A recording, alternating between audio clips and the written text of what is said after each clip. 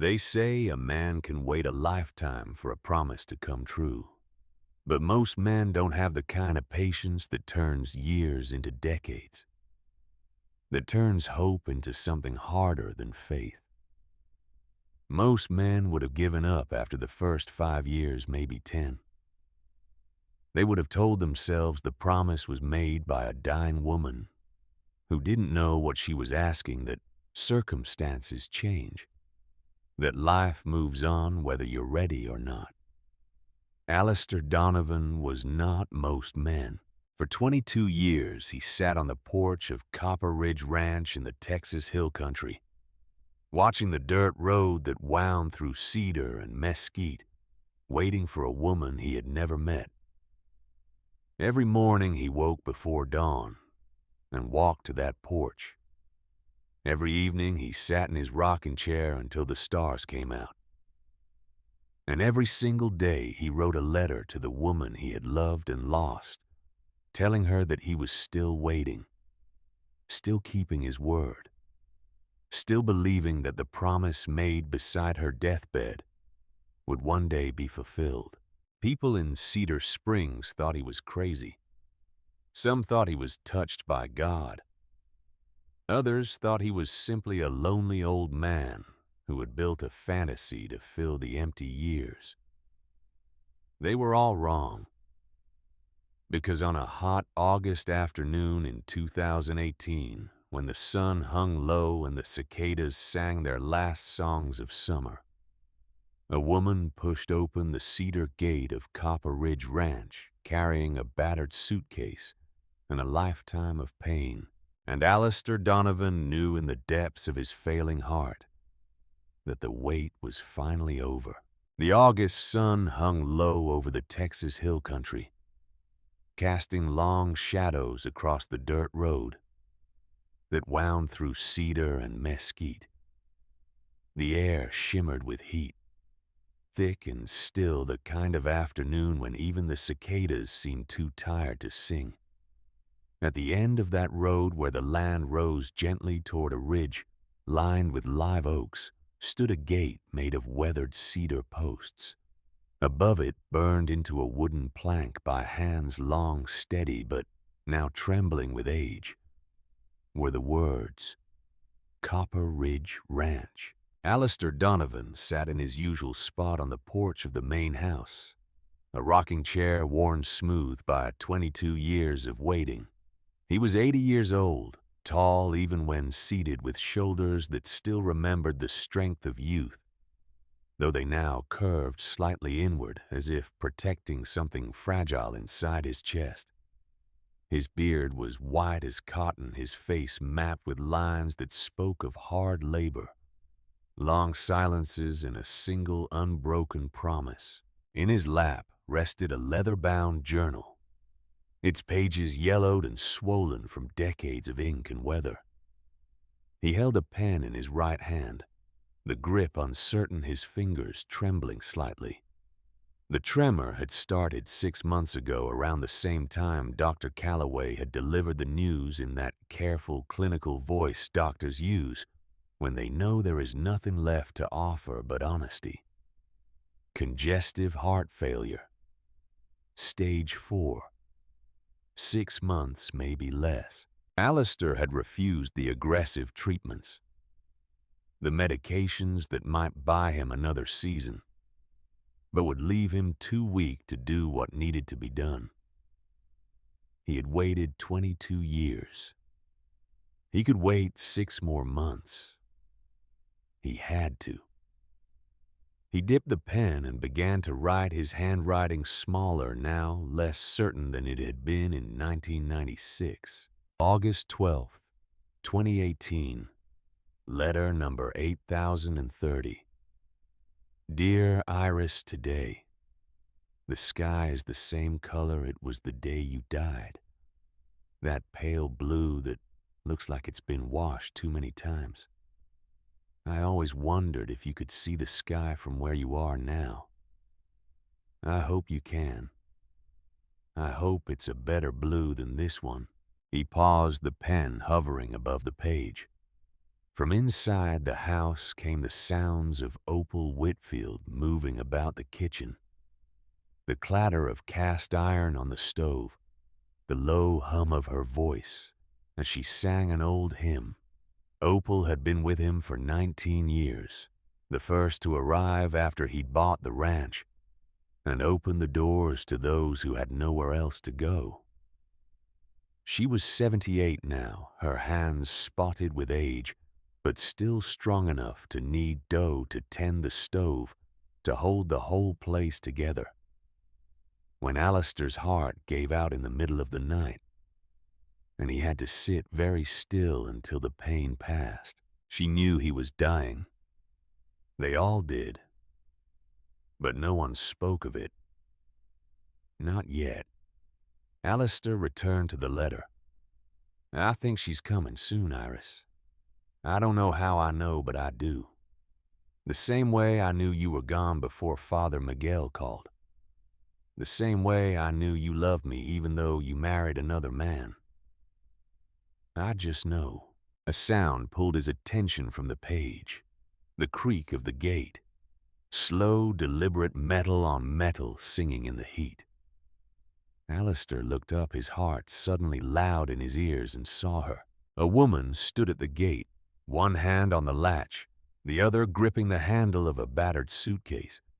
She wore jeans and a faded blue shirt, a scarf tied around her dark hair to keep it out of her face. She was slender, almost too thin, and there was a weariness in the way she stood, as if the weight of the suitcase was nothing compared to the weight of everything else she carried. For a moment, Alistair could not breathe. The pen slipped from his fingers and fell to the porch, rolling between the wooden slats and disappearing into the dust below. The woman pushed the gate open and stepped inside. She did not look around with the curiosity of a stranger. She looked like someone who had been walking for a very long time and had finally, against all odds, arrived. Alistair rose from his chair, his knees protesting his heart, hammering so hard he thought it might give out right there. He gripped the porch railing to steady himself. His vision blurred, and for a terrible, beautiful second, he saw not the woman but Iris. Iris at 26, her face pale from illness, her eyes still bright with the fierce love she'd had for the daughter she would never see grow up. Then the moment passed and he saw clearly. She was not Iris, but she had Iris's eyes, Iris's cheekbones, Iris's way of standing with her weight on one hip like she was ready to bolt at the first sign of danger. Opal appeared in the doorway behind him, wiping her hands on her apron. She took one look at Alistair's face and then at the woman in the yard, and she understood. The woman walked slowly across the packed dirt, past the old well with its rusted bucket, past the garden where tomatoes hung heavy on their vines. When she reached the bottom of the porch steps, she stopped. She looked up at Alistair, and her mouth opened as if to speak, but no words came. Alistair descended the steps one at a time, his hand on the railing, his eyes never leaving hers. When he reached the ground, he stood before her close enough to see the dust on her clothes, the sunburn on her cheeks, the faint scar above her left eyebrow. "What's your name?" he asked, though he already knew. He had always known. Her voice was hoarse, dry from the road. "Maeve. Maeve Holloway." Alistair closed his eyes. The world tilted and he felt Opal's hand on his shoulder steadying him. When he opened his eyes again, they were wet. "Welcome home, child," he said, his voice breaking. "There's always been a place here for you." Maeve's face crumpled just for a second, And then she pulled it back together with the practiced control of someone who had learned not to cry in front of strangers. But Alistair was not a stranger. He had loved her before she was born. Opal stepped forward, her voice warm and steady. "Come inside, honey. You look like you haven't eaten in days." Maeve hesitated, glancing back at the gate, as if considering whether she should run. Then she looked at Alistair again, at the tears streaming down his weathered face, and something in her softened. "Okay," she whispered. "Just for a little while." Alistair watched her climb the steps, Opal's arm around her shoulders, and he sank down onto the bottom step, his legs too weak to hold him. He pressed his hand to his chest, feeling the erratic thump of his failing heart, and he whispered the words he had been waiting 22 years to say. "Thank you, Iris. Thank you for keeping your word." Inside the house smelled of cornbread and coffee. The kitchen was large and worn, the kind of room that had seen 1,000 meals and 1,000 conversations. A long wooden table dominated the center, scarred and stained from years of use. Mismatched chairs surrounded it, each one a relic from a different life, a different story. Maeve sat at the table, her hands wrapped around a mug of coffee that Opal had pressed into them. She drank slowly, savoring the heat, and tried not to look at the faces watching her from the doorway. There were 6 of them, old every one, faces creased with time and hardship, but eyes still sharp, still curious. Opal moved around the kitchen with the ease of someone who knew every inch of the space. She set a plate in front of Maeve, cornbread, butter, a bowl of stew thick with vegetables and beef. Maeve stared at it and her hands began to shake. "Go on, honey," Opal said gently. "Eat." Maeve ate. Not politely, not slowly. She ate like someone who had not seen a hot meal in weeks. And maybe she hadn't. When the plate was empty, Opal refilled it without a word, and Maeve ate that too. Alistair sat at the head of the table watching her. He had not touched his own food. He could not take his eyes off her. When Maeve finally pushed the plate away, she looked up and met his gaze. "Thank you," she said, "for the food, for letting me in. I won't stay long. Just a few days until I figure out where to go next." "You don't have to leave," Alistair said. "You can stay as long as you need." "I don't have money to pay for a room," Maeve said quickly. "But I can work. I can cook, clean, mend things. I know how to take care of animals. I'll earn my keep." Opal smiled. "Child, this isn't a hotel. We don't charge folks for being here. Everyone does what they can, and we all get by." Maeve looked around the table at the faces watching her with a kindness she was not used to.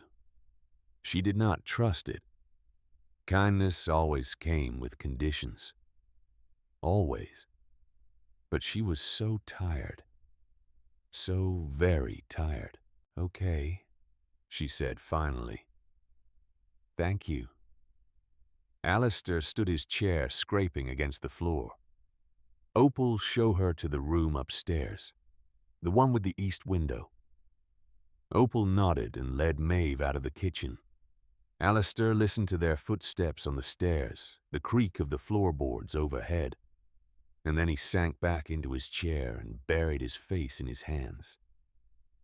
"She's here," he whispered to the empty kitchen. "She's finally here." From the shadows near the stove, Augustus Caldwell stepped forward. Gus was 82, blind since a mining accident in 1975 had taken his sight, but left him with a memory sharper than most men half his age. He moved through the house without hesitation, his hands trailing lightly along the walls, his feet sure on the worn floors. "That her, Al?" Gus asked, his voice gravelly. "That's her," Alistair said. "She got Iris's voice," Gus said. "Heard it the second she spoke. Same softness, same sadness underneath." Alistair nodded, though Gus could not see it. "She doesn't know who I am yet. Doesn't know why she's here. You gonna tell her?" "Not tonight. Let her rest first. Let her settle." Gus grunted. "You waited 22 years, Al.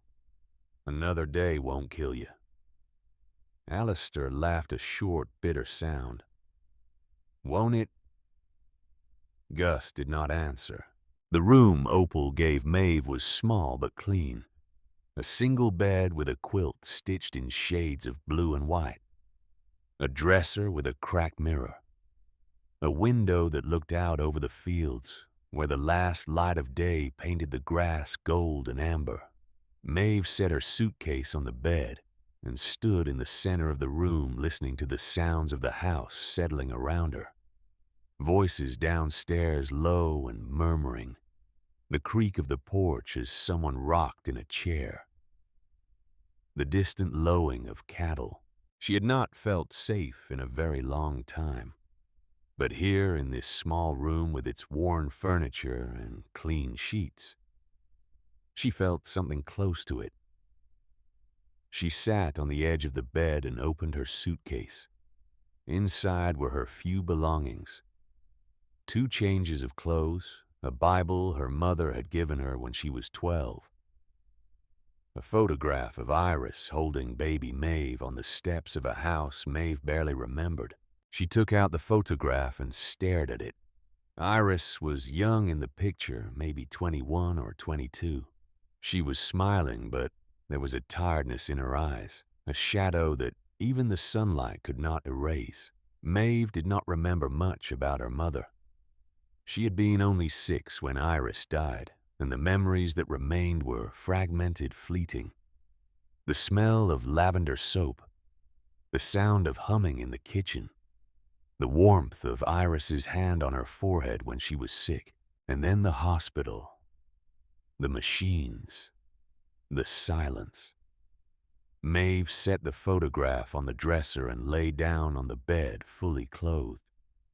She stared at the ceiling, at the cracks in the plaster, and tried not to think about the last 4 months, about Garrett's absence, about the empty apartment in Tulsa, about the nights she had gone to bed hungry because there was no food and no money to buy it. She closed her eyes, and for the first time in months, she slept without dreaming. Downstairs, Alistair sat on the porch in the dark. The journal was open on his lap, but he had not written anything since Maeve arrived. He did not need to. The letter he had been writing for 22 years was finally over. Behind him, the door opened and Opal stepped out. She sat in the chair beside him, her hands folded in her lap. "She's asleep," Opal said. "Good. You gonna tell her tomorrow?" Alistair shook his head. "Not yet. She's scared. I can see it in her eyes. If I tell her too soon, she'll run. And if you wait too long, then I'll die before she knows." Opal reached over and took his hand. Her grip was firm, steady. "You're not dying yet, Al. You still got work to do." Alistair smiled faintly. "I hope you're right."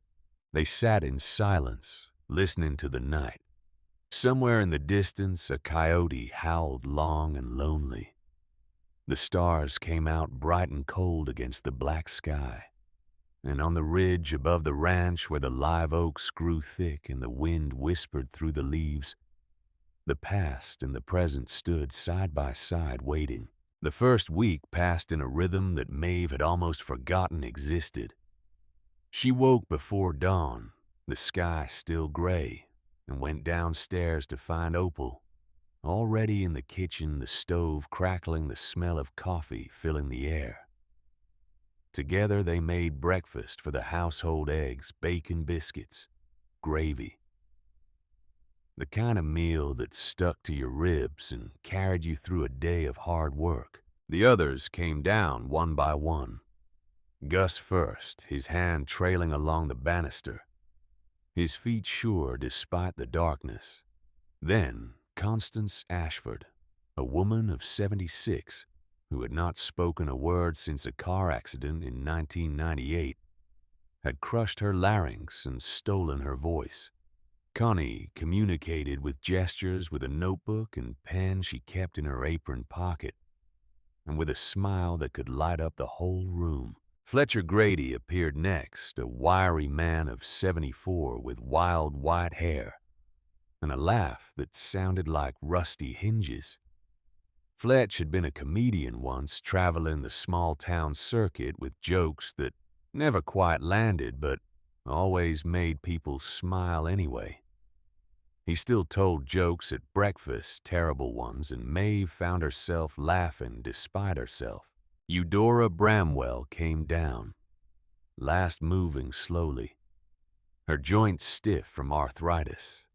Eudora was 79, a woman who had learned the old ways of healing from her grandmother, who had learned them from hers, all the way back to the hills of Scotland. She kept a small garden behind the house filled with herbs and plants that most people had never heard of, and she brewed teas that could cure a headache, ease a cough, or help you sleep through the night. And then there was Barnaby Holt, 85 years old, a retired judge who had presided over the county courthouse for 30 years before age and failing eyesight had forced him to step down. Barnaby was sharp as ever, though his body had begun to betray him, and he spent most of his days in a chair by the window reading law books through a magnifying glass and muttering about precedents. They were a strange family, bound not by blood but by circumstance, by the simple fact that Alistair Donovan had opened his door and said, "You're welcome here." Maeve learned their routines quickly. After breakfast, she followed Opal to the barn where 6 goats waited to be milked. The first time Maeve tried the goat, kicked the bucket over and bleated indignantly. Opal laughed, a sound like wind chimes, and showed her how to speak softly, how to move gently, how to earn the animal's trust. By the 3rd day, Maeve could milk all 6 goats without spilling a drop. In the afternoons, she worked in the garden with Eudora, pulling weeds, watering the rows of tomatoes and squash and peppers. Eudora did not speak much, but when she did, her words carried weight. "Plants know when you care for them," Eudora said one afternoon, her hands deep in the soil. "They grow better for someone who pays attention." Maeve knelt beside her, her hands dirty, her back aching. "I've never been good at keeping things alive." Eudora glanced at her, her pale blue eyes sharp. "You're still alive, aren't you?" Maeve did not know how to answer that. In the evenings after supper, the household gathered in the living room. Fletch told his jokes. Connie knitted her needles, clicking in a steady rhythm. Gus played harmonica, old songs that made Opal hum along. Barnaby read aloud from the newspaper, his voice rising and falling with the cadence of a man who had spent decades addressing courtrooms. And Alistair sat in his chair by the fire watching Maeve. Always watching, she noticed. How could she not? But she did not know what to make of it. He did not speak to her much, did not ask questions or pry into her past. He simply watched with an expression that Maeve could not name. It was not suspicion. It was not pity. It was something softer, something that made her chest ache in a way she did not understand. On the eighth night, Maeve found herself unable to sleep. She lay in bed staring at the ceiling, listening to the house creak and settle around her. Finally, she gave up and went downstairs barefoot, wrapped in a quilt from the bed. The living room was dark. The fire burned down to embers, but the porch light was on, and through the window Maeve saw Alistair sitting in his rocking chair, a blanket over his lap, his eyes closed. She pushed open the door and stepped outside. The night was cool, the air sharp with the scent of cedar and grass. Alistair opened his eyes and looked at her unsurprised. "Can't sleep?" he asked. "No. Me neither." Maeve sat on the top step, pulling the quilt tight around her shoulders. For a long time, neither of them spoke. The silence was not uncomfortable. It was the kind of silence that existed between people who understood that not everything needed to be said aloud. Finally, Maeve broke it. "Why did you let me in?" Alistair rocked slowly, the chair creaking. "Because you needed a place to go. You don't know me." "No," he admitted. "But I knew your mother." Maeve's head snapped up, her eyes wide. "What?" Alistair reached into his pocket and pulled out a small photograph, its edges worn soft from years of handling. He held it out to her. Maeve took it, her hands trembling. The photograph showed a young woman standing beside a man at a county fair. The woman was laughing, her head thrown back, her dark hair loose around her shoulders. The man stood beside her, his hand just barely touching hers, his face lit with a joy so pure it hurt to look at. Maeve recognized the woman immediately. "This is my mother." "Yes." "Who's the man?" Alistair was quiet for a long moment. Then he said, "That's me. 24 years ago." Maeve stared at the photograph, then at Alistair, then back at the photograph. "I don't understand." "I loved your mother," Alistair said simply, "from the first moment I saw her. But she married another man, and I went away. When I came back, she was dying, and she made me promise something." Maeve's throat tightened. "What did she promise you?" "Not to me," Alistair said. "I promised her. I promised I would take care of you if you ever needed me, that I would be here waiting no matter how long it took." Maeve's hands shook so badly she nearly dropped the photograph. "You've been waiting for me for 22 years. "Yes." "Why?" Alistair looked at her, and in his eyes Maeve saw a grief so deep it had no bottom. "Because I loved her, and because she asked me to." Maeve stood abruptly, the quilt falling from her shoulders. "I don't believe you. This doesn't make sense. Why would she ask you to take care of me? Why not my father? Why not—" "Your father was a good man," Alistair interrupted gently. "But he was broken. Your mother knew that. She wanted to make sure you had someone just in case." Maeve shook her head, backing toward the door. No, this is crazy. I can't." She turned and fled into the house, the screen door slamming behind her. Alistair sat in his chair, his heart aching, and listened to her footsteps on the stairs, the sound of her door closing. He bent and picked up the quilt she had dropped, folding it carefully. Then he looked up at the stars and whispered, "I tried, Iris. I tried." The next morning, Maeve did not come down for breakfast. Opal brought a tray to her room and found her sitting on the bed, staring at the photograph Alistair had given her. "He tell you?" Opal asked, setting the tray on the dresser. Maeve nodded, not looking up. Opal sat beside her on the bed. "It's true, honey. Every word."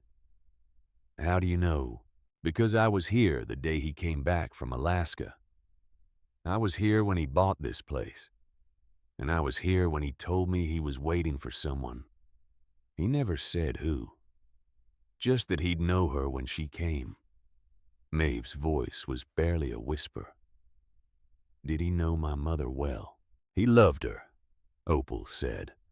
"More than I've ever seen a man love a woman. But she was already married when he met her, or maybe she wasn't. I don't know the whole story. What I do know is that he's been waiting for you since before you could walk. And now you're here." Maeve looked at Opal, tears streaming down her face. "I don't know what to do." Opal took her hand. "You don't have to do anything, child. Just stay. Just let him tell you the rest." That afternoon, Alistair found Maeve in the barn brushing down one of the goats. She did not look up when he entered, but she did not run either. He stood a few feet away, his hands in his pockets. "I'm sorry if I frightened you last night." "You didn't frighten me," Maeve said. "You confused me." "I know." "Tell me the rest," she said. "Tell me everything." So he did. He told her about the autumn fair in 1994, when he had seen Iris for the first time. She had been standing by the Ferris wheel laughing at something her friend had said, and the sunlight had caught in her hair and turned it to gold. Alistair had been 26, a ranch hand with nothing to his name but a horse and a saddle, and he had fallen in love in the space of a single breath. He told her how he had worked up the courage to ask Iris to dance, and how she had said yes, and how they had spent the whole evening talking about everything and nothing. How he had walked her home and how he had kissed her goodnight on the porch of her father's house. He told her how he had gone to her father, Solomon Holloway, a blacksmith with a reputation for hard work and harder opinions, and asked for permission to court Iris. And how Solomon had looked him up and down and said, "You got nothing, boy. No land, no money, no future. My daughter deserves better." He told her how Iris had cried when Alistair told her what her father had said. How she had begged him to wait to give her time to change Solomon's mind. But before she could, Raymond Holloway had come along. Raymond, who owned a house and a truck and a steady job driving freight across 3 states. Iris married Raymond in the spring of 1995. Alistair was not invited to the wedding. He told Maeve how he had left Texas that summer, heartbroken and desperate, and gone to Alaska to work in the mines. How he had spent 8 years in the cold and the dark, saving every penny, determined to come back with enough money to prove Solomon wrong. And he told her how in 1996 he had received a letter from Father Miguel, the priest at the church in Cedar Springs. The letter was brief. "Iris is dying. She's asking for you." Alistair had taken the first flight south. He arrived in Cedar Springs on a Tuesday in late November. The air was cold, the sky gray. He went straight to the hospital where Iris lay in a bed. Too big for her wasted frame, her skin pale, her eyes sunken. But when she saw him, she smiled. They talked for hours. Iris told him about her marriage, about Raymond's drinking, about the loneliness that had settled over her like a fog.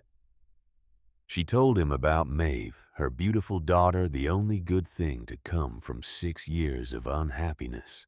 And then, as the sun set and the room grew dark, Iris took Alistair's hand and said, "I need you to promise me something." anything, Alistair said. If something happens to Maeve, if Raymond can't take care of her, or if she loses her way, I need you to be there. I need you to protect her. Promise me, Al. Promise me you'll wait for her. Alistair had promised, and 3 days later, Iris was gone. Maeve listened to all of this in silence, her hands gripping the brush so tightly her knuckles turned white. When Alistair finished, she set the brush down and turned to face him. My father died when I was 9, she said. He drove his truck off a cliff. The police said it was an accident, but my aunt always thought he did it on purpose. Alistair nodded slowly. I heard. I'm sorry. After he died, I went to live with my Aunt Martina. She was my mother's sister. She wasn't kind. I know. Maeve's eyes flashed. How do you know? Because I tried to see you, Alistair said. Twice. Once when you were 10, and again when you were 14. Both times Martina sent me away. She said I had no right to you, that I was a stranger. Maeve's breath caught. You came to see me. I did. But I didn't push. I thought maybe she was right. Maybe I didn't have the right. So you just waited, Maeve said, her voice rising. You just sat here for 22 years waiting for me to show up. Yes. That's insane. Maybe, Alistair admitted. But I made a promise, and I keep my promises. Maeve turned away, her chest heaving. She wanted to scream, to cry, to run, but she also wanted to stay. She wanted to understand. Why didn't my mother tell me about you? She asked finally. Because she loved you, Alistair said, and she didn't want you to grow up thinking your father wasn't enough. She wanted you to have a normal childhood, even if it wasn't a happy one. It wasn't, Maeve said bitterly. It wasn't normal, and it wasn't happy. I know, Alistair said, and I'm sorry I couldn't change that. But you're here now, and I can help you now. Maeve turned to look at him, her eyes red. Help me how? Alistair reached into his coat pocket and pulled out a small cedar box, its surface worn smooth from years of handling. He held it out to her. Your mother left this for you, he said. She asked me to keep it safe until you were ready. Maeve stared at the box, her heart pounding. Slowly, she reached out and took it. It was heavier than she expected. Open it, Alistair said gently. Maeve sat down on a bale of hay, the box in her lap. Her hands shook as she lifted the lid. Inside, wrapped in faded blue cloth, was a stack of letters tied with a ribbon. Beneath the letters was a small jewelry box, and beneath that, a folded document with an official seal. Maeve picked up the letters first. There were 5 of them, each one addressed in her mother's handwriting. To Maeve on her 18th birthday. To Maeve on her 21st birthday. To Maeve on her 25th birthday. To Maeve on her 30th birthday. To Maeve when she becomes a mother. Maeve's hands trembled so badly she could barely hold the letters. She looked up at Alistair, her eyes brimming with tears. She wrote to me. She did, Alistair said. She wrote them in the weeks before she died. She wanted to make sure you knew how much she loved you, even if she couldn't be there to say it. Maeve set the letters aside and picked up the jewelry box. Inside was a ring, simple and gold, with a small diamond set in the center. It was not expensive, not flashy, but It was beautiful. That was supposed to be her engagement ring, Alistair said quietly. I bought it in 1995 before I knew she was going to marry Raymond. I never gave it to her. But she wanted you to have it. Maeve slipped the ring onto her finger. It fit perfectly. Finally, she unfolded the document. It was a deed dated 1994 for a property at 132 Oak Street in Cedar Springs, Texas. The owner's name was Iris Holloway. Maeve looked up at Alistair, confused. What is this?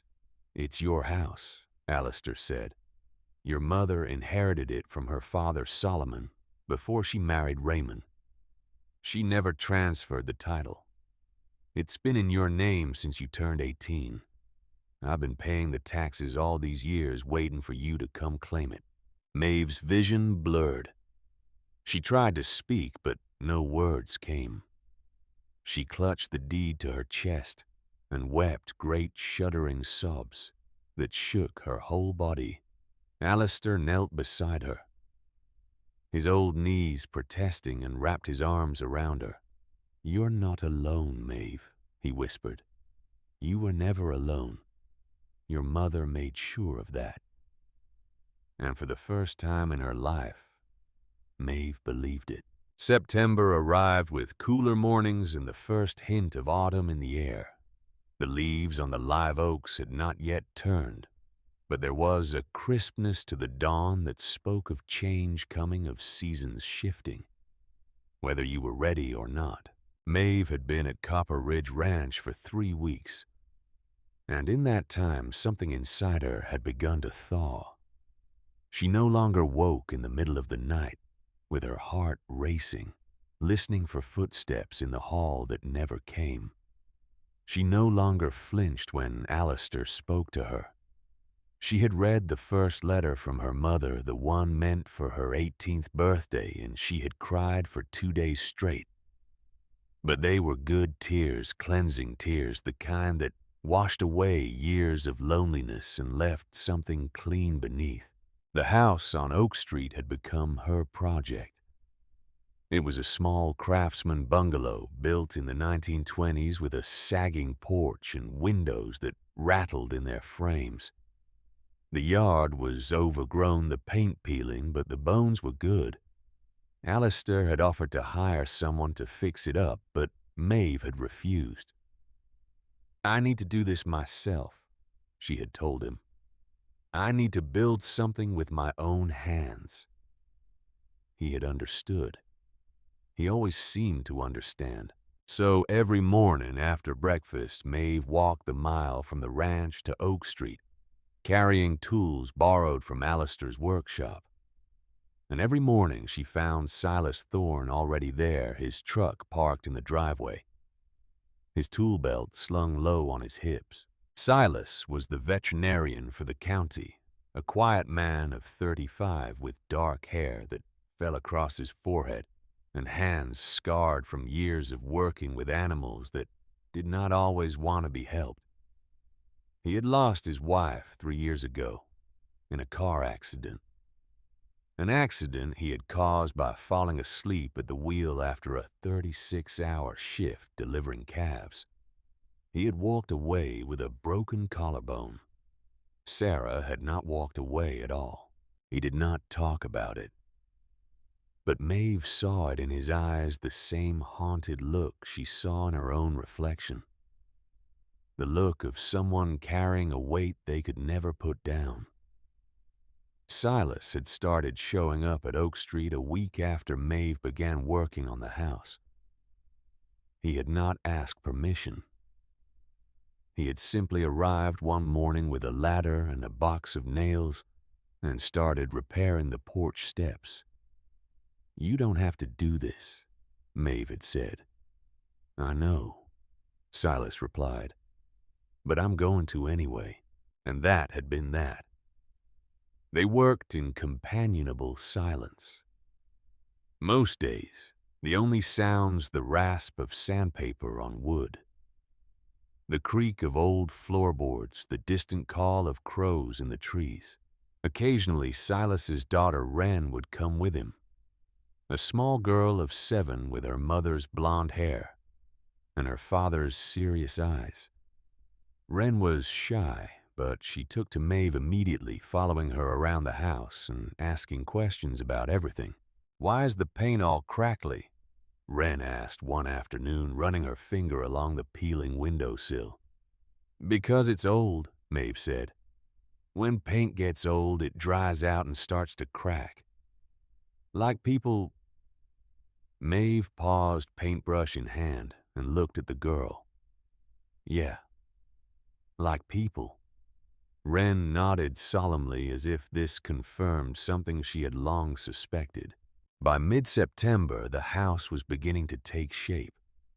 The porch was solid. The windows no longer rattled, and Maeve had scraped away most of the old paint in preparation for a fresh coat. She stood in the front yard one evening, hands on her hips surveying her work, and felt something she had not felt in years: pride. "Looks good," a voice said behind her. Maeve turned to find Alistair standing at the edge of the yard, leaning heavily on his cane. He had been spending more time in bed lately, his face pale, his breathing labored.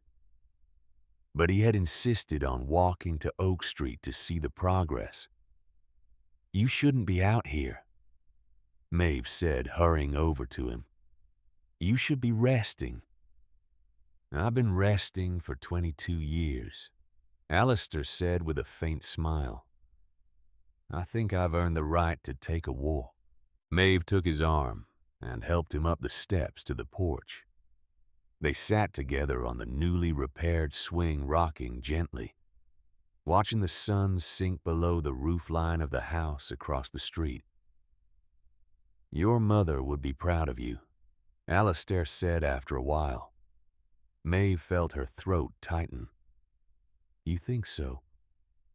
"I know so." They sat in silence, and Maeve felt the weight of the question she had been carrying for days pressing against her ribs. "Al," she said quietly, "what happens to the ranch when you're gone?" Alistair did not answer right away. He stared out at the street, at the long shadows stretching across the pavement. And when he finally spoke, his voice was soft. "The ranch goes to you," he said. "Everything. The land, the house, the livestock. It's all in my will." Maeve's breath caught. "What no? No, you can't do that." "I can and I have." "But the others," Maeve protested. "Opal, Gus, Connie, Fletch, Eudora, Barnaby. They've been with you for years. They deserve it more than I do." "They have a home for as long as they live," Alistair said. "That's written into the will, too. But the ranch itself, the responsibility of keeping it going, that falls to you." "Why me?" Alistair turned to look at her, and in his eyes Maeve saw the truth. "Because you're Iris's daughter. Because I promised her I would take care of you. And because I believe you'll do what I couldn't. You'll turn this place into something bigger than just a home for old folks. You'll make it matter." Maeve felt tears prick her eyes. "I don't know if I can." "You can," Alistair said. "You already are." He reached into his coat pocket and pulled out a folded piece of paper. "There's something else I need to tell you. The house on Oak Street, it's yours free and clear. But I've been thinking about what you said a few weeks ago about wanting to help other women. Women who are in the same situation you were in." Maeve nodded. "I remember." "I think you should turn Oak Street into a refuge," Alistair said. "A safe place for women who have nowhere else to go. You've got the space, You've got the heart. And with the ranch backing you up, you've got the resources. Maeve stared at him. A refuge. Like the ranch, Alistair said. But for women and children who need to escape bad situations. Abuse, poverty, homelessness. You could give them a place to start over. Maeve's mind raced. She thought of the nights she had spent in the apartment in Tulsa, too afraid to sleep listening for Garrett's footsteps. She thought of the fear, the helplessness, the crushing certainty that there was no way out. "I'll do it," she said. "I'll do it." Alistair smiled, and for a moment he looked 10 years younger. "Good. Then we'll get Barnaby to draw up the papers. Make it official." 3 days later, the first woman arrived. Her name was Hazel Pritchard, and she was 19 years old, with a belly swollen 6 months pregnant, and a bruise the size of a fist on her left cheek. She showed up at Oak Street just after dawn, carrying a garbage bag filled with clothes and shaking so hard she could barely stand. Maeve had been sweeping the porch when she saw the girl coming up the walk. She set the broom aside and went down the steps to meet her. "Can I help you?" Maeve asked gently. Hazel's lip trembled. "Reverend Quinn said you might have a place for me. Just for a little while, until I figure things out." Maeve's chest tightened. She saw herself in this girl, saw the fear and the desperation, and she knew without asking that Hazel had run out of options. "Come inside," Maeve said, taking the garbage bag from Hazel's hands. "You're safe now." Hazel burst into tears. Over the next week, Maeve learned Hazel's story in pieces. The girl's father had kicked her out when she told him she was pregnant.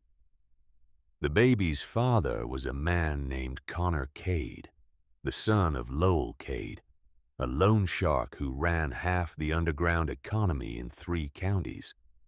Connor had gotten Hazel drunk at a party and forced himself on her.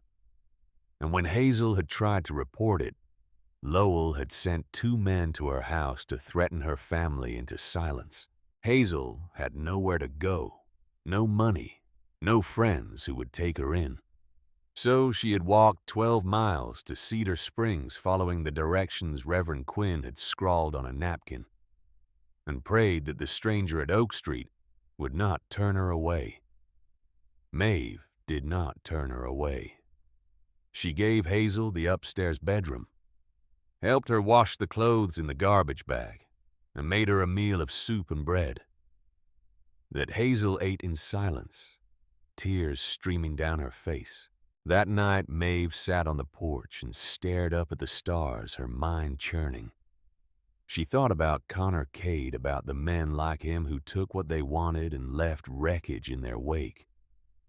She thought about Garrett, who had done the same to her in a different way. And she thought about Lowell Cade, the man who held the strings, who controlled the fear.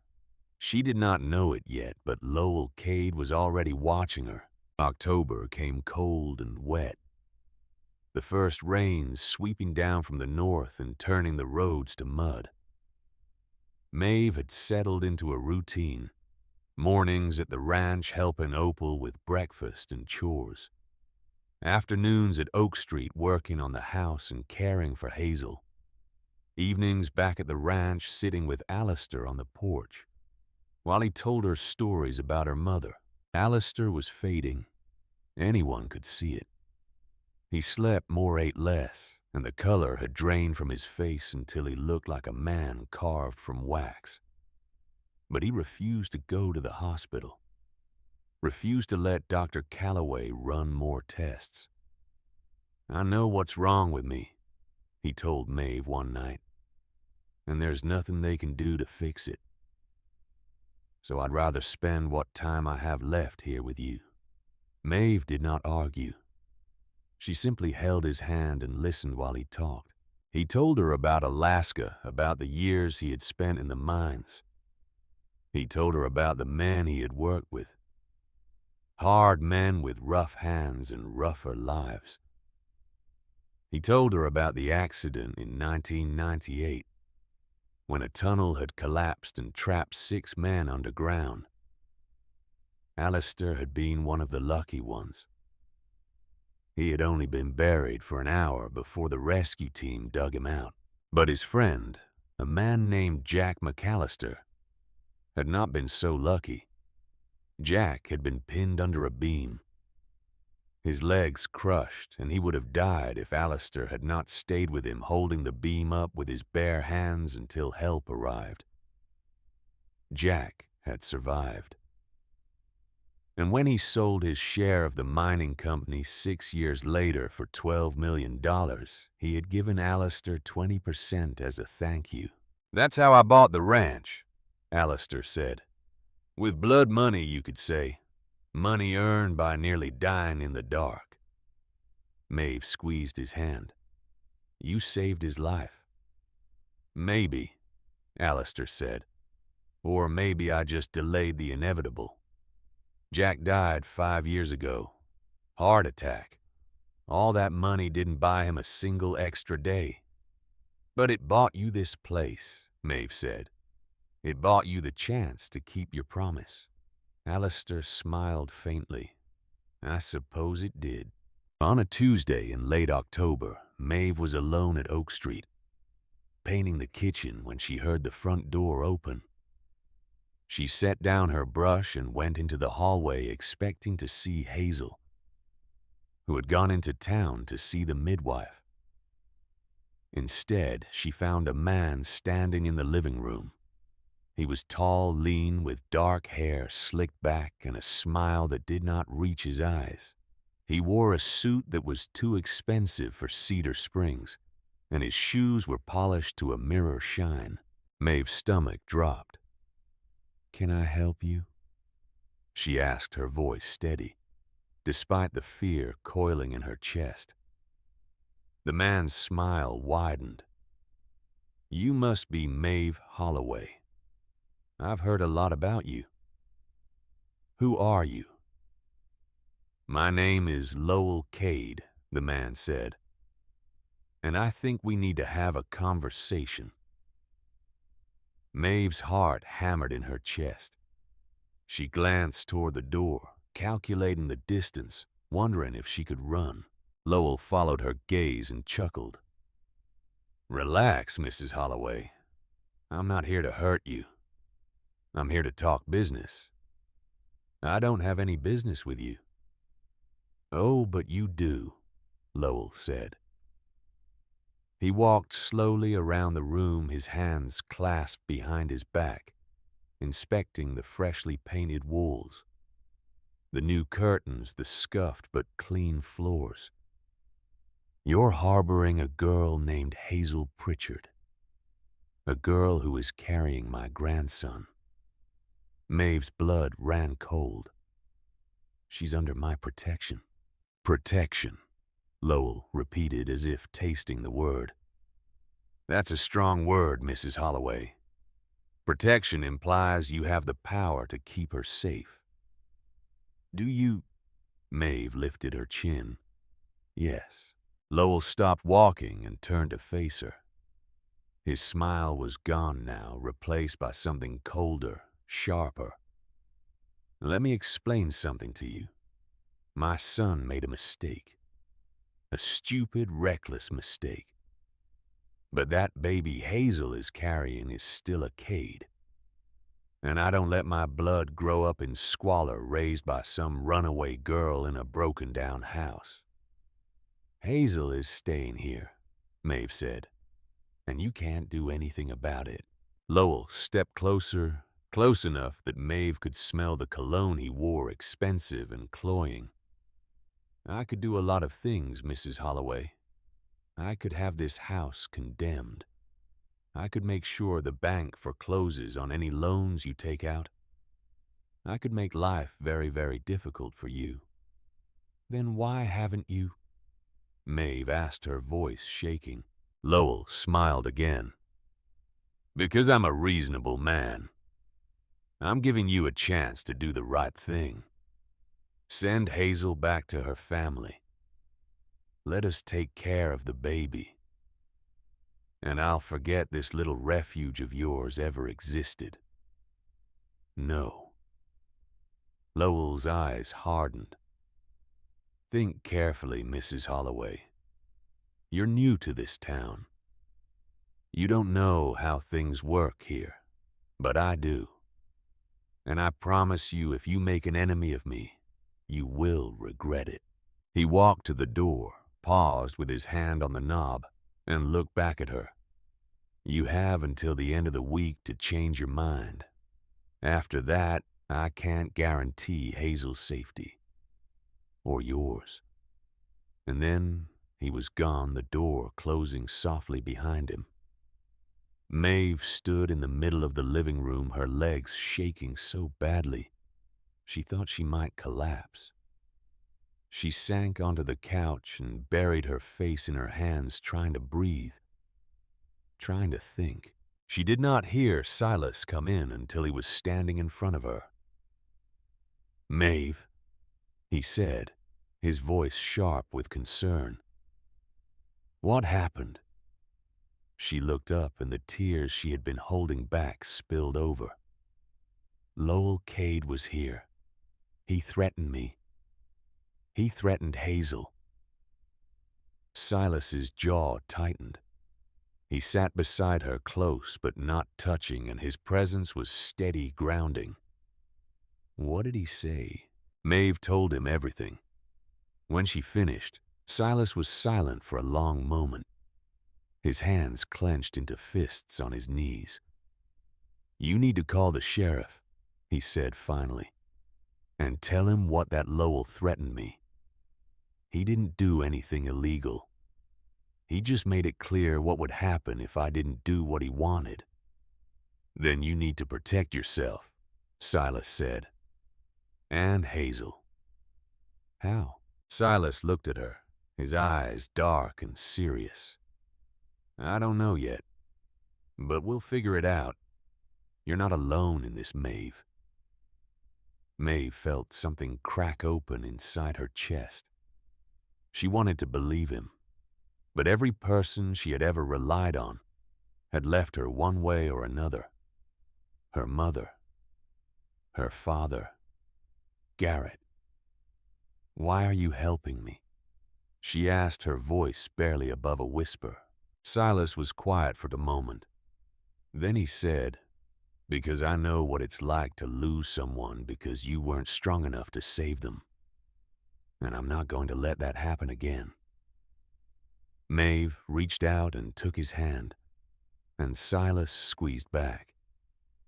They sat like that until Hazel came home, and then Silas helped Maeve explain what had happened. And together, they made a plan. That night, Maeve returned to the ranch and found Alistair waiting for her on the porch.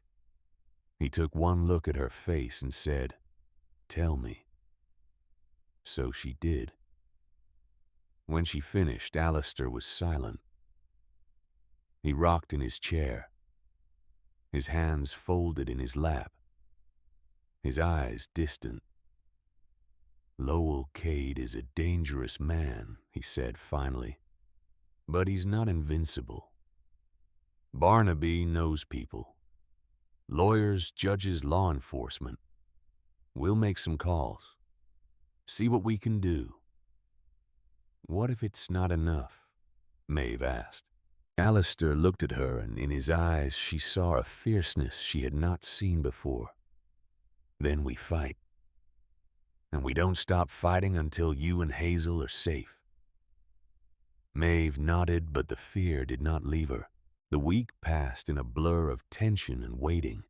Barnaby made calls, contacted old colleagues, tried to build a case against Lowell Cade. But the more he dug, the clearer it became that Lowell had spent years insulating himself from legal trouble. He operated through intermediaries, used shell companies, and kept his hands clean. "He's untouchable," Barnaby admitted one evening, his voice heavy with frustration. "I'm sorry, Maeve. I thought I could help, but the system is rigged in his favor." Maeve felt the last thread of hope snap. "So what do I do?" "You keep Hazel close," Barnaby said, "and you don't let Lowell intimidate you." But intimidation was the least of Maeve's worries. On a cold Friday night in early November, Maeve woke to the sound of breaking glass. She sat up in bed, her heart pounding, and listened. The sound had come from downstairs. She grabbed the flashlight from her nightstand and crept to the door, opening it slowly. The hallway was dark, silent. She moved toward the stairs, her bare feet soundless on the wood floor. Downstairs, she heard movement, footsteps, the creak of a door. Maeve descended the stairs one step at a time, her pulse roaring in her ears. When she reached the bottom, she shone the flashlight into the living room. A man stood by the window, his back to her. He was tall, broad-shouldered, wearing a dark jacket and jeans. In his hand was a crowbar. Maeve's breath caught. "Who are you?" The man turned and Maeve's world tilted.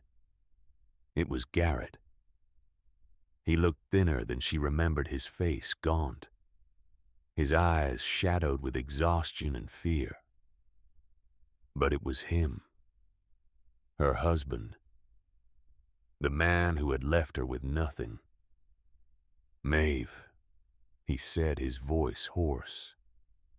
"I'm sorry. I'm so sorry." Maeve could not speak. She could not move. She simply stood there, staring at the ghost of the man she had once loved. Garrett took a step toward her, his hands raised. "I know you don't want to see me. I know I don't deserve to be here. But I need your help." "Get out," Maeve said, her voice shaking. "Maeve, please, just listen." "Get out," she screamed. Garrett flinched. "I owe Lowell Cade $50,000. If I don't pay him by the end of the month, he's going to kill me." Maeve's stomach turned. "That's not my problem." "It's not just me," Garrett said desperately. "My father borrowed the money years ago. He died before he could pay it back. And now Lowell is coming after me for the debt. I didn't know, Maeve. I swear I didn't know, until it was too late." "You left me," Maeve said, her voice breaking. "You stole my money. You sold my mother's ring. And now you want me to save you." Garrett's face crumpled. I know I'm a bastard. I know I don't deserve anything from you. But I'm begging you, Maeve. Please. I don't want to die." Maeve felt something shift inside her. She looked at Garrett, really looked at him, and saw not the man who had hurt her, but a broken, terrified boy who had made choices he could not take back. And she thought of her mother's letters, the one she had read just last week, meant for her 25th birthday. "Compassion is not weakness, my darling girl, but neither is it foolishness. Help those who deserve it. Protect yourself from those who don't." "I can't help you," Maeve said quietly. "I'm sorry, Garrett, but I can't." Garrett sank to his knees, his face in his hands. "Then I'm dead." Maeve turned and walked back upstairs, her legs shaking, her heart breaking. Behind her, Garrett wept. The next morning, Maeve told Alistair what had happened.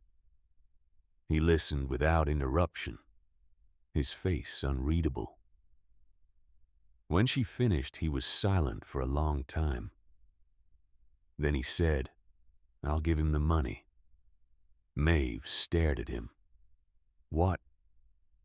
$50,000, Alistair said. I'll give it to Garrett, on one condition. No, Maeve said. Absolutely not. He doesn't deserve your help. Maybe not, Alistair said. But you do. And if Garrett dies, Lowell will come after you next. This way we buy time. We buy safety. What's the condition? Maeve asked, her voice tight. He signs divorce papers, Alistair said. He gives up any claim to you, to Oak Street, to everything. And he works at the ranch for 2 years to pay back the loan. Maeve shook her head. He'll never agree to that. Then he can take his chances with Lowell, Alistair said. 3 days later, Garrett came to the ranch. He looked worse than before, his clothes dirty, his face bruised. He sat across from Alistair at the kitchen table, and Barnaby laid out the contract.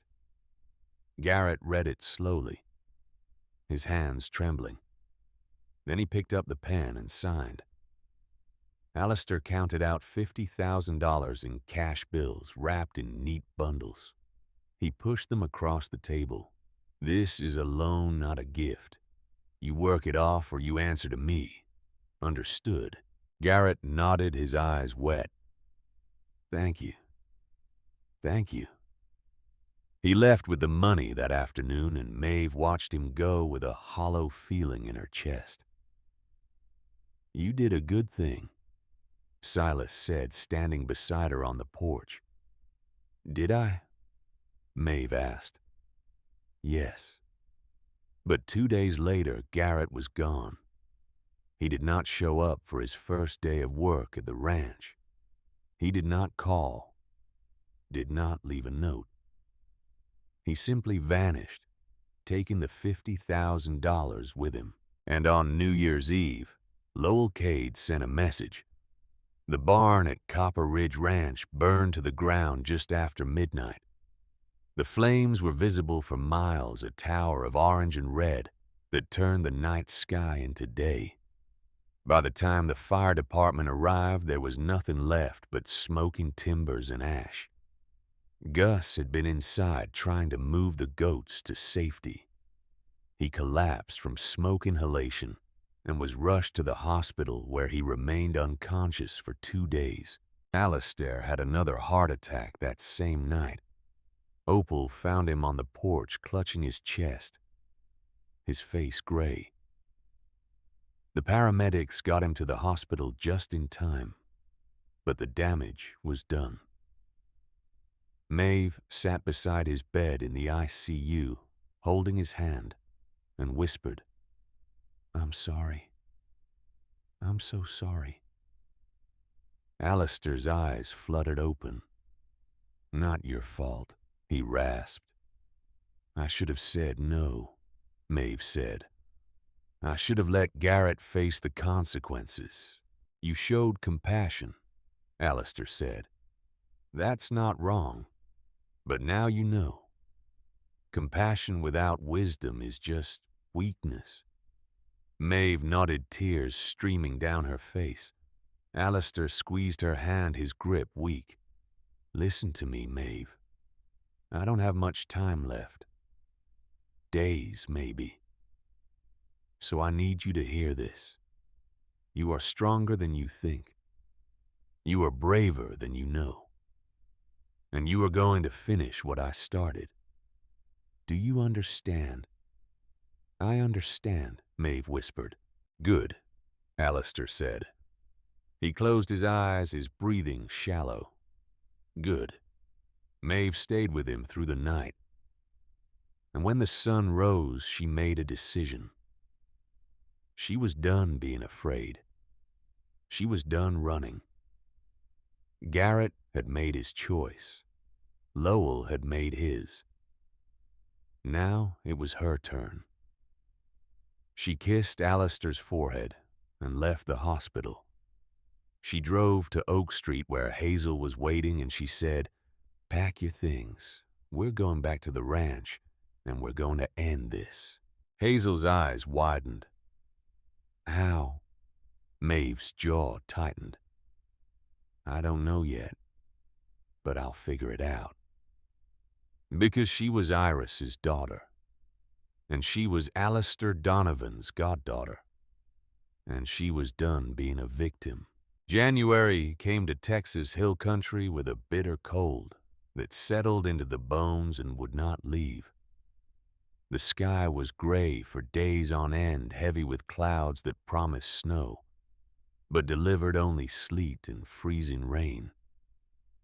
The land turned hard as iron, the grass brittle and brown, and the wind that swept down from the north carried with it a sense of finality, as if the world itself was holding its breath. Alistair Donovan came home from the hospital on the 8th of January. The doctors had wanted to keep him longer to run more tests to try medications that might buy him another month or two, but Alistair had refused. He knew what was coming, and he wanted to face it on his own terms, in his own place, surrounded by the people he had chosen as family. Opal prepared the downstairs study as a bedroom, moving the desk and bookshelves to make room for a hospital bed that the county health service delivered on a gray Tuesday morning. The bed looked wrong in that room, too sterile, too clinical, a jarring intrusion into a space that had always smelled of leather and pipe tobacco and old paper. But Alistair did not complain. He settled into the bed with a sigh of relief, his body finally allowed to rest after fighting for so long. Maeve sat beside him in a chair she had dragged in from the kitchen, and for the first hours they did not speak. There was nothing that needed to be said. Not yet. Gus had recovered from the smoke inhalation, though his lungs would never be the same. He moved more slowly now. His breathing labored, and he spent most of his days in his room listening to the radio and carving small figures from scraps of wood. He did not speak of the fire, but Maeve saw the way his hands trembled when he held the carving knife, and she knew he was reliving that night over and over in his mind. The insurance company had sent an investigator, a thin man with wire-rimmed glasses who walked through the ruins of the barn with a clipboard and a camera. He took photographs of the charred beams, the melted metal of the roof, the blackened earth where 50 years of hay and tools had been reduced to ash. Arson, he concluded. Accelerant used. Gasoline, most likely. Poured along the base of the walls and ignited from the outside. No witnesses, no evidence pointing to a specific individual. The report went into a file, and the file went into a drawer, and nothing was done. Maeve had expected as much. Lowell Cade was too careful, too experienced, too well protected to leave a trail that could lead back to him. But she also knew with a certainty that lived in her gut, like a stone, that Lowell had given the order. And she knew that the fire was only the beginning. 3 days after Alistair came home, Maeve received a phone call. The voice on the other end was unfamiliar male with the flat affect of someone reading from a script. "Mrs. Holloway, this is Deputy Marshal Vance with the U.S. Marshal Service. I'm calling to inform you that Garrett Finch was apprehended at the Canadian border on January 6th. He's currently being held in federal custody in Montana, pending extradition to Texas." Maeve's hand tightened on the phone. "Why are you telling me this?" "Because you're listed as his spouse," Deputy Marshal Vance said. "And because there's a matter of $50,000 in cash that was found in his possession. Mr. Finch claims the money was a loan from Alistair Donovan. Can you confirm that?" Maeve closed her eyes. "Yes, it was a loan." "Then you'll need to provide documentation. A contract, a promissory note, something in writing. Otherwise, the money will be seized as potential proceeds from illegal activity." "I'll send you the paperwork." Maeve said. Thank you, ma'am. One more thing. Mr. Finch has requested to speak with you. He's asked us to pass along a message. Maeve's throat tightened. What message? There was a pause, the sound of papers rustling.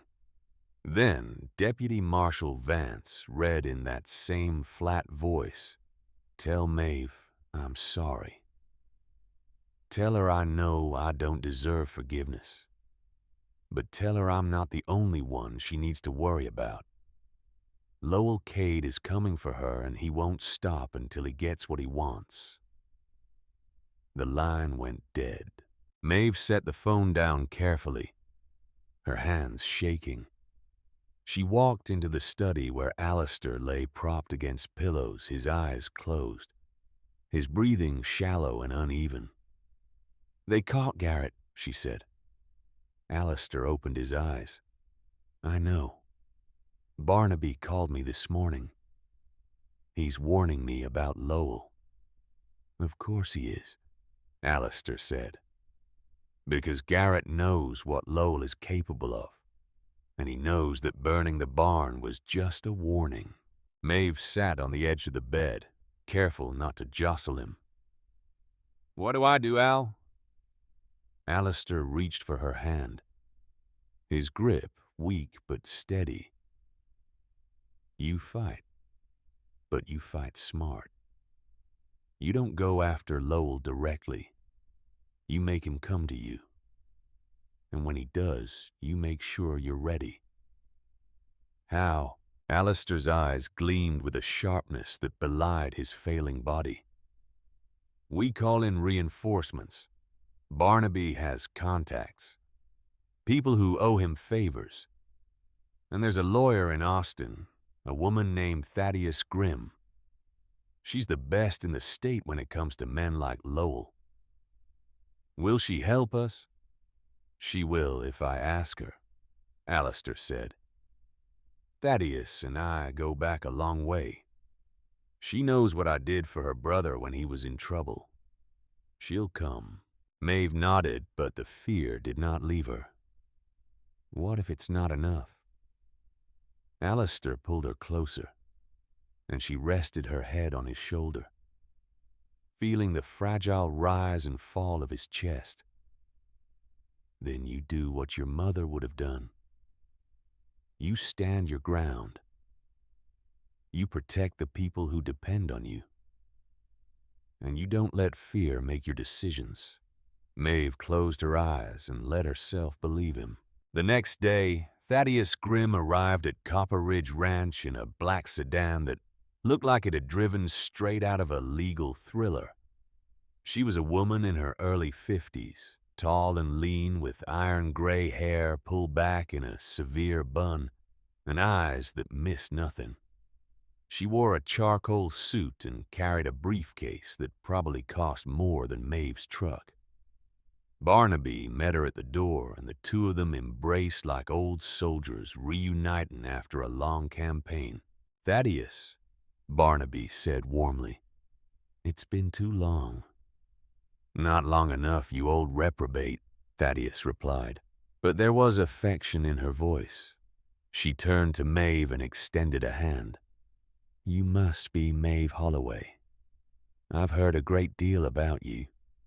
Maeve shook her hand, trying not to be intimidated by the woman's confidence. Thank you for coming. Don't thank me yet, Thaddeus said. I haven't done anything. Let's see what we're dealing with first. They gathered in the living room, all of them.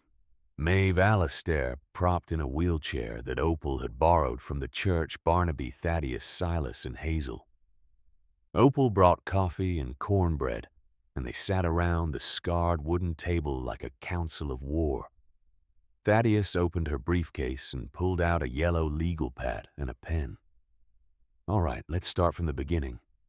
Tell me everything, Maeve told her. About Garrett and the debt.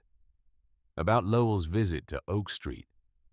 About the fire and the $50,000 and the warning Garrett had sent from Montana. Thaddeus listened without interrupting, taking notes in a precise slanted hand. When Maeve finished, Thaddeus set down her pen and leaned back in her chair. Lowell Cade, she said, is what we in the legal profession call a professional bastard. He's been operating in this part of Texas for 20 years, and in that time he's built an empire on fear and debt, loan sharking, extortion, intimidation. He's careful, always uses intermediaries, and he's never been convicted of anything more serious than a misdemeanor assault charge that he pled down to disturbing the peace. So he's untouchable, Maeve said flatly. I didn't say that, Thaddeus replied. I said he's careful. But careful men make mistakes when they get arrogant.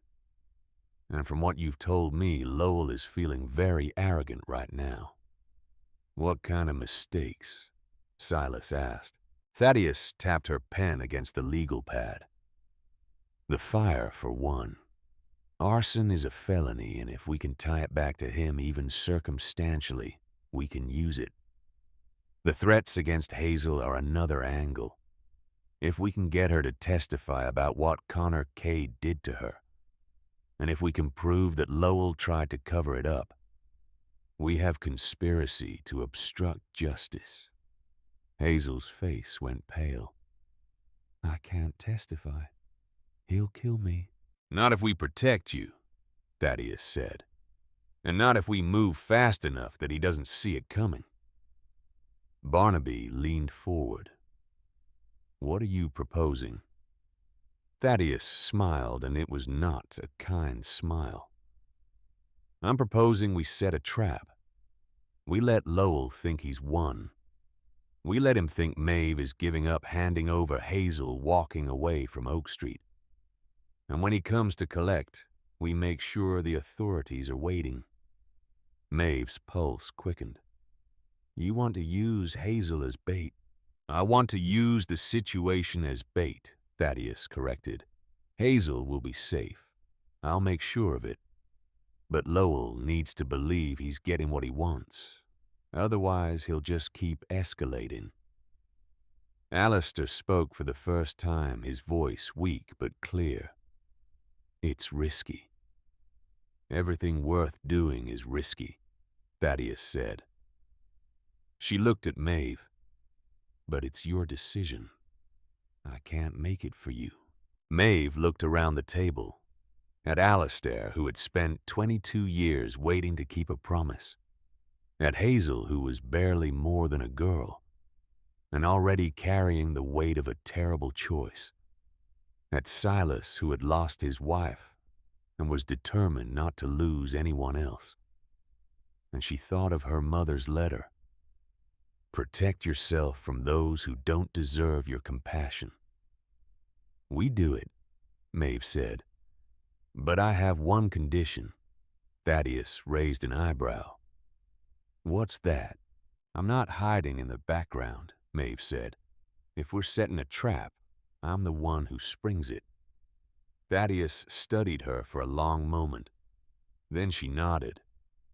All right, let's get to work.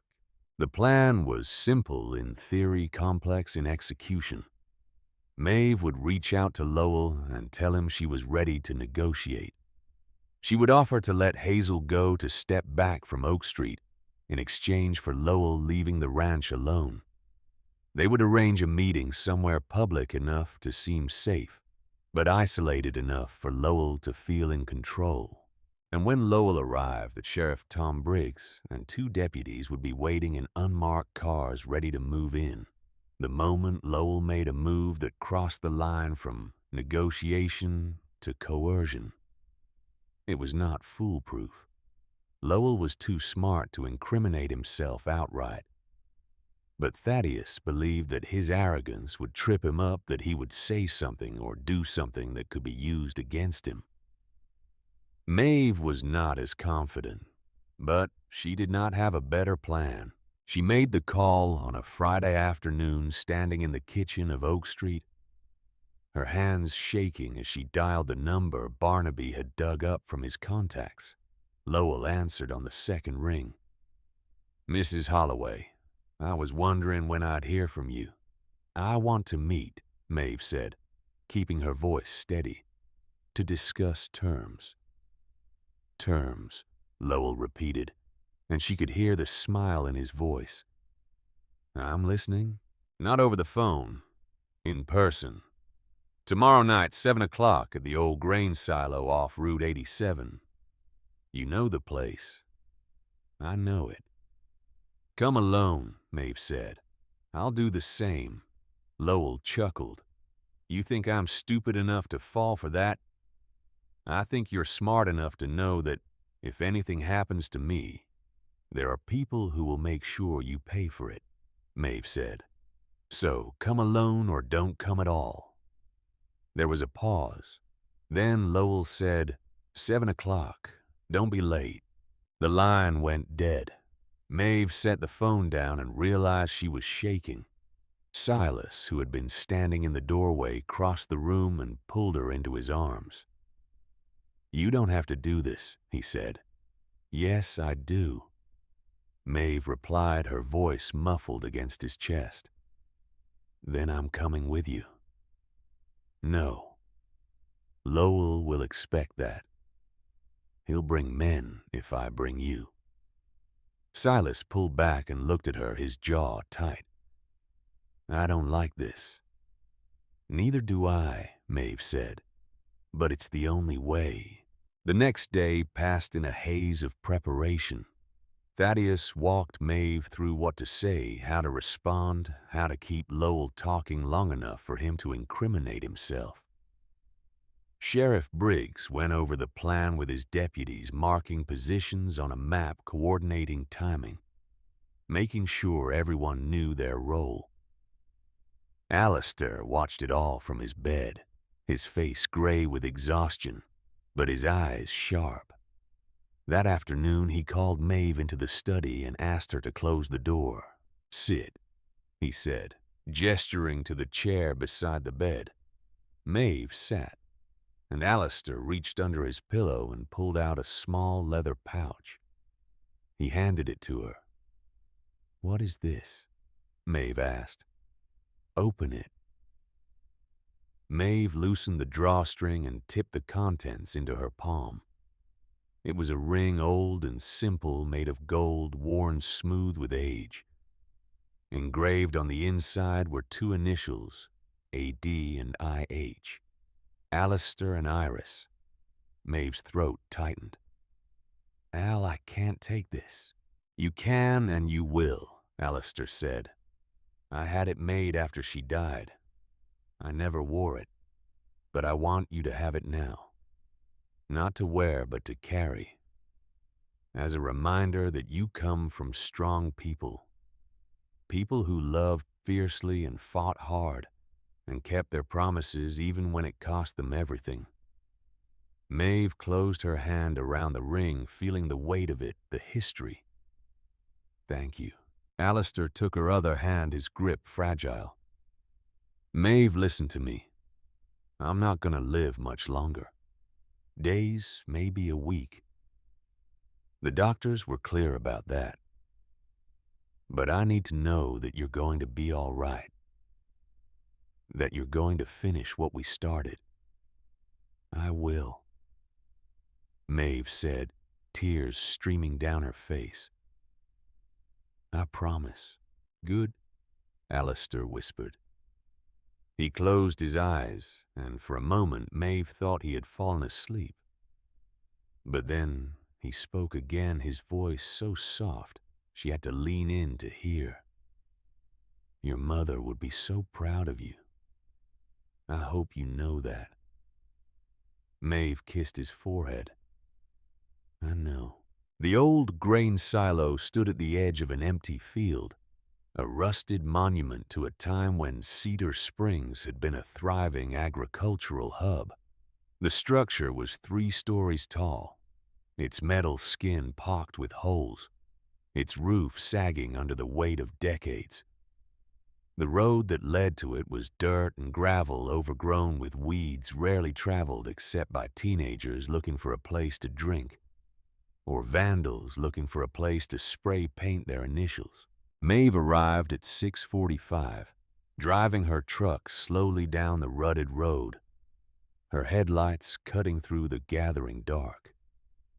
She parked 50 feet from the silo and killed the engine.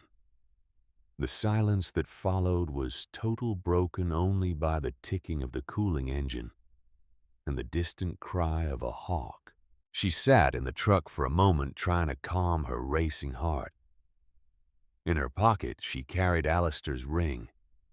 In the glove compartment, she had a small voice recorder that Thaddeus had given her, already running, already capturing every sound. At 6:55, another vehicle appeared on the road. A black SUV with tinted windows moving slowly, deliberately. It stopped 20 feet from Maeve's truck, and the driver's side door opened. Lowell Cade stepped out. He was alone as far as Maeve could see. Though she knew there could be men in the SUV, men hidden in the trees, men waiting in the shadows, Lowell walked toward her truck, his hands in the pockets of his long coat, his expression calm. Maeve opened her door and stepped out. The cold air hit her like a slap, and she pulled her jacket tighter around herself. "Mrs. Holloway," Lowell said, stopping 10 feet away. "Punctual. I appreciate that." "Let's get this over with," Maeve said. Lowell smiled. "Straight to business. I like that too. So tell me, what are you offering?" "I'll let Hazel go," Maeve said. "I'll tell her to leave Cedar Springs to go back to her family or wherever she wants. I won't interfere with your family's claim to the baby. And in return, you leave me alone. You leave the ranch alone. You call off whatever you're planning next." Lowell cocked his head, considering. "That's a reasonable offer. But I have a counter-proposal." "I'm listening." "You give me the house on Oak Street," Lowell said. "You sign the deed over to me free and clear. In return, I'll forgive the $50,000 Garrett Finch owes me. And I'll make sure nothing else unfortunate happens to you or your friends." Maeve's blood ran cold. "Oak Street isn't for sale." "Everything's for sale, Mrs. Holloway. It's just a matter of price." "No." Lowell's smile faded. "Then we have a problem." "We don't have a problem," Maeve said, "because you're not getting Oak Street and you're not getting Hazel. And if you come near me or anyone I care about again, I'll make sure everyone in this county knows exactly what kind of man you are." Lowell took a step closer, and Maeve forced herself to stand her ground. "You think you can threaten me. You think your little refuge and your crippled godfather give you power. You're nothing, Mrs. Holloway. You're a broke, abandoned woman playing house in a broken-down building. And if I want to take it from you, I will. Not if I stop you first," a voice said from the darkness. Maeve's heart leapt. She turned and saw Garrett Finch stepping out from behind the silo. His hands raised, his face pale in the dim light. Lowell's expression shifted surprise, flashing across his face before he schooled it back to calm. "Well, well, the prodigal debtor returns. I was wondering when you'd show up." "I'm here to settle my debt," Garrett said, his voice shaking. "But not the way you think." "Oh," Lowell said, amused. "And how do you plan to settle it?" Garrett reached into his jacket and Maeve's breath caught. For a terrible second she thought he was reaching for a gun. But when his hand emerged, it held a thick envelope. "I'm giving you this," Garrett said, walking forward slowly. "It's a signed confession. Everything you've done. The loans, the threats, the fire. I wrote it all down and I signed it in front of a notary. If anything happens to me or to Maeve or to anyone at that ranch, this goes straight to the FBI. Lowell's eyes narrowed. You're bluffing. Try me, Garrett said. For a long moment, no one moved. The wind picked up, rattling the metal skin of the silo, and somewhere in the distance a coyote howled. Then Lowell laughed. It was a cold, ugly sound. You think a piece of paper scares me? You think your word means anything? You're a junkie and a thief, Finch.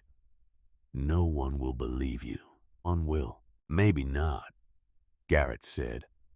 But they'll investigate. And once they start digging, they'll find things. Things you thought you buried deep enough. Lowell's hand moved toward his coat, and Maeve saw the glint of metal. A gun. Garrett, run! She screamed. But Garrett did not run. He lunged forward, tackling Lowell around the waist, and the two men went down in a tangle of limbs. The gun went off a sharp crack that echoed across the empty field, and Maeve screamed. Headlights blazed to life from the tree line. Sheriff Briggs's voice boomed through a megaphone. This is the sheriff. Drop your weapon and get on the ground. Two deputies burst from the trees, guns drawn, shouting commands. Lowell scrambled to his feet, his gun still in his hand, and for a split second Maeve thought he would fire. But then he saw the deputies, saw the sheriff advancing, and he dropped the gun and raised his hands. Maeve ran to Garrett, who lay on the ground clutching his chest. Blood seeped between his fingers, dark and spreading. No, no, no, Maeve whispered, falling to her knees beside him. Garrett, stay with me. Garrett's eyes found hers, and he smiled faintly. I'm sorry, Maeve, for everything. I couldn't save my mom, but maybe I saved you. You did, Maeve said, tears streaming down her face. You did, Garrett. Just hold on, okay? Help is coming. But Garrett's eyes were already closing. His hand slipped from his chest, and the blood flowed faster. Garrett, Maeve screamed. By the time the paramedics arrived, he was gone. Lowell Cade was arrested that night and charged with attempted murder, arson, and a dozen other counts that Thaddeus Grimm had been building in the background. His son, Connor, was arrested 3 days later on charges of sexual assault after Hazel gave a statement to the district attorney. The trial took 6 months. But in the end, Lowell was sentenced to 25 years in a federal prison. Connor received 8. Maeve did not attend the sentencing. She had already said goodbye to that chapter of her life. Alastair Donovan passed away on the morning of March 14th, just as the first wildflowers began to bloom in the fields around Copper Ridge Ranch. He died in his sleep, his face peaceful, his hands folded over the journal he had been writing in for 22 years. On the last page, in handwriting that trembled but did not falter, he had written, March 13th, 2019.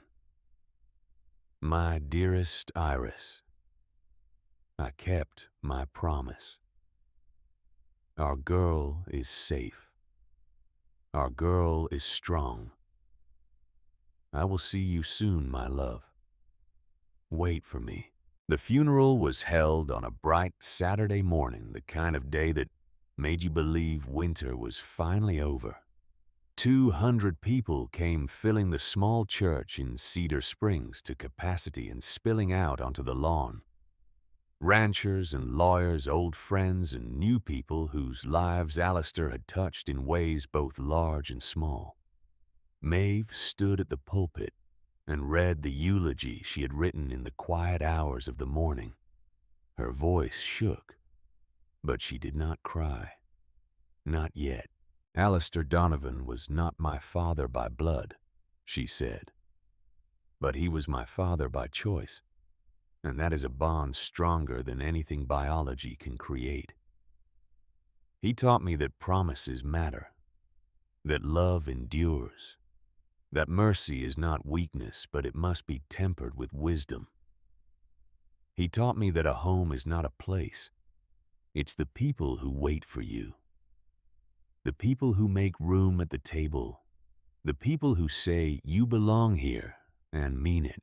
She paused, looking out at the faces watching her. My mother asked him to wait for me, and he did, for 22 years. And when I finally came home, he was there, just like he promised. Her voice broke on the last word, and she stepped down from the pulpit.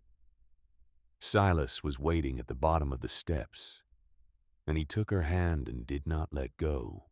They buried Alistair beside Iris in the Cedar Springs Cemetery, under the shade of a live oak that had stood for 100 years and would stand for 100 more. The headstone was simple, just his name and the dates and the words Maeve had chosen. He kept his word. After the service, Maeve returned to the ranch. Opal had prepared a meal, and the house was filled with people eating and talking and sharing stories about the man who had brought them all together. Maeve moved through the rooms in a daze, accepting condolences, thanking people for coming, feeling like she was watching herself from a great distance. It was not until late that night, when everyone had gone and the house was quiet, that she allowed herself to break.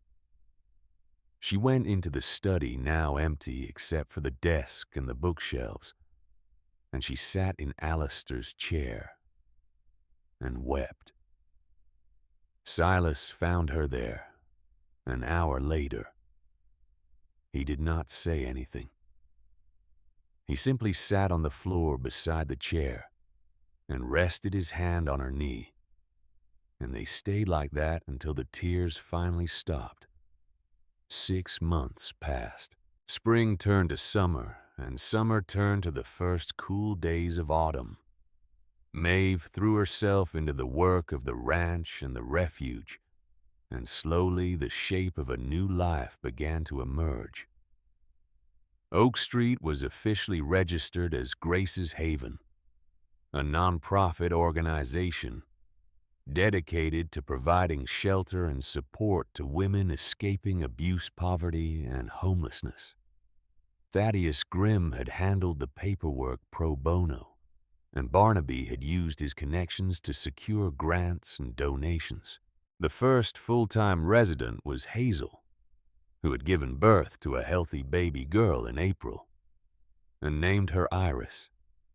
Hazel enrolled in community college and studied to become a nurse, and in the evenings she rocked her daughter to sleep and sang lullabies in a voice that was growing stronger every day. 2 more women arrived in June and 3 more in August. By September, every room in Oak Street was full, and Maeve was already looking at properties nearby, thinking about expansion. The ranch, too, had changed. Opal still ran the kitchen, but she had help now from a rotating cast of women who had stayed at Grace's Haven and wanted to give back. Gus spent his days teaching woodworking to anyone who would listen, his hands steady despite the blindness his memory, a library of skills he was determined to pass on. Connie sewed quilts for the babies born at the refuge, each one a work of art. Fletch told jokes that still did not quite land, but made people smile anyway. Eudora tended her garden and brewed teas for anyone who needed them. Barnaby handled the legal work and watched over them all with the fierce protectiveness of a man who had spent his career defending the defenseless. And Maeve held it all together, not because she had to, but because she wanted to. Because this was the promise she had made to Alistair, and to her mother and to herself. Silas had become a fixture at the ranch, showing up most evenings after his rounds to help with repairs or play with Wren in the yard. He and Maeve had not defined what they were to each other. They did not need to. They simply existed in each other's orbit, two people who had been broken and were learning slowly how to be whole again. One evening in late September, as the sun set and the air cooled, Maeve sat on the porch of the ranch house, rocking slowly in Alistair's old chair. In her hands, she held the journal he had left behind, its pages filled with 22 years of letters to a woman he had loved and lost. She opened to a page at random and read, April 3rd, 2001. Dear Iris, today I saw a hummingbird at the feeder and I thought of you. You always loved the small things, the way light caught in a dewdrop, the sound of rain on the roof, the first bloom of spring. I hope wherever you are, there are hummingbirds. Maeve smiled, tears pricking her eyes, and closed the journal. She looked out at the ranch, at the fields stretching toward the horizon, at the barn they had rebuilt from the ashes, at the lights glowing in the windows of the house. She thought of her mother, who had loved fiercely and fought hard and left behind a legacy that had taken 2 years to fully bloom. She thought of Alistair, who had waited with a patience that bordered on the divine and had given Maeve not just a home, but a purpose. And she thought of Garrett, who had been broken and cruel and selfish, but who had in the end done one good thing, one act of redemption that had cost him everything. Maeve reached into her pocket and pulled out the ring Alistair had given her, the one engraved with his initials and Iris's. She slipped it onto her finger, not to wear forever, but to carry for now. A reminder. Silas came up the steps, Wren riding on his shoulders, and the little girl laughed, the sound bright and pure. Silas set her down, and Wren ran to Maeve, climbing into her lap and nestling against her chest. Tell me a story, Wren said. Maeve kissed the top of her head. What kind of story? A happy one. Maeve thought for a moment. Then she said, Once upon a time there was a woman who thought she had lost everything. But she found a place where people waited for her, even when she didn't know they were waiting. And she learned that family isn't always the people you're born to. Sometimes it's the people who choose you. And sometimes, if you're very lucky, it's the people you choose back. Wren sighed content and closed her eyes. Silas sat on the porch swing beside the rocking chair, and Maeve reached out and took his hand. Together they watched the stars come out one by one until the sky was full of light. And in the quiet of that moment, Maeve felt something she had not felt in a very long time. Peace. Inside the house, Opal began to hum an old hymn, and the sound drifted out through the open windows, carried on the evening breeze. In the fields, the cattle lowed softly, settling in for the night. And somewhere in the distance, a coyote called to its pack, a sound both lonely and full of belonging. Maeve looked down at the ring on her finger, at the initials worn smooth by time, and she whispered the words she had been too afraid to say aloud for so long. I'm home. And she was. The work was not finished. It would never be finished. There would always be women who needed help. Always battles to fight. Always moments when the weight of it all threatened to crush her. But Maeve knew now that she did not have to carry it alone. She had Silas and Wren. She had Opal and Gus and Connie and Fletch and Eudora and Barnaby. She had Hazel and Iris and the women who would come after them, each one adding a thread to the tapestry that Alistair had begun weaving 22 years ago. And she had the memory of her mother, and the memory of the man who had loved her mother with a devotion that transcended time and death, and every obstacle the world had thrown in his path. Maeve stood Wren still cradled in her arms and carried the sleepy child inside. She tucked her into the small bed in the guest room, the room that had once been Maeve's when she first arrived, scared and alone, and certain that she would never belong anywhere. She kissed Wren's forehead and turned out the light, leaving the door open just a crack, so the child would not wake in the dark and feel afraid. In the hallway, Silas was waiting. He did not say anything. He simply held out his hand, and Maeve took it, and together they walked downstairs. The house was quiet now. The others already in their rooms, the day's work done. Maeve and Silas sat on the couch in the living room, the fire burning low in the hearth, and for a long time they did not speak. Finally, Silas said, "You did good today. So did you." "I mean it, Maeve. What you've built here, what you're building, it matters. Alistair knew that. Your mother knew that. And I hope you know it too." Maeve leaned her head on his shoulder. "I'm starting to." "Good," Silas said. He kissed the top of her head, and they sat like that until the fire burned down to embers and the house grew cold. When they finally stood to go to bed, Maeve paused at the bottom of the stairs and looked back at the living room, at the empty rocking chair where Alistair used to sit, at the place on the mantel where his journal now rested, at the photographs on the wall of people who had come and gone and left their mark on this place. She thought of the words her mother had written in the last letter, the one meant for when Maeve became a mother herself, the letter she had finally opened last week.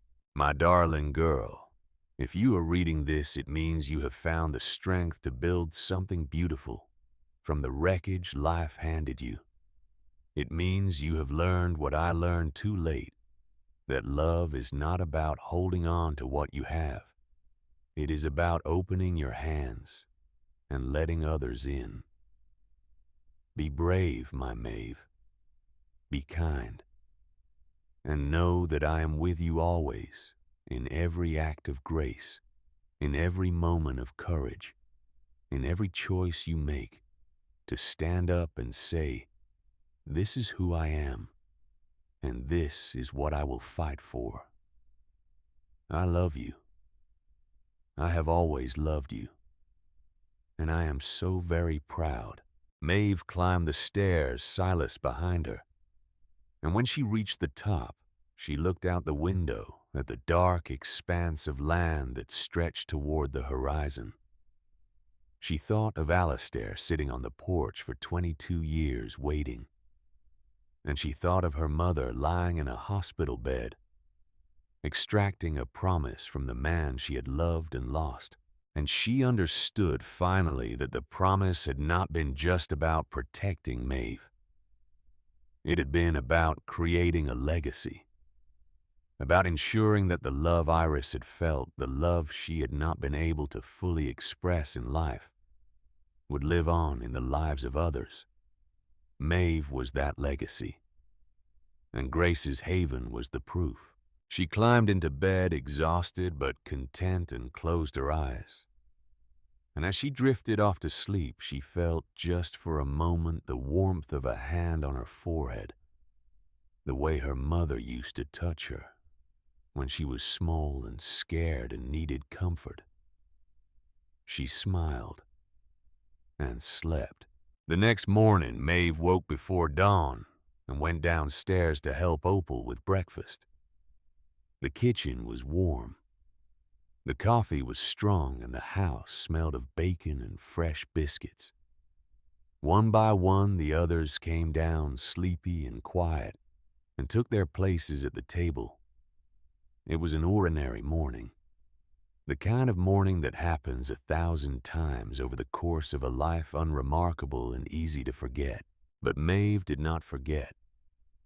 She looked around the table at the faces of the people she had chosen, and who had chosen her, and she felt a gratitude so deep it threatened to overwhelm her.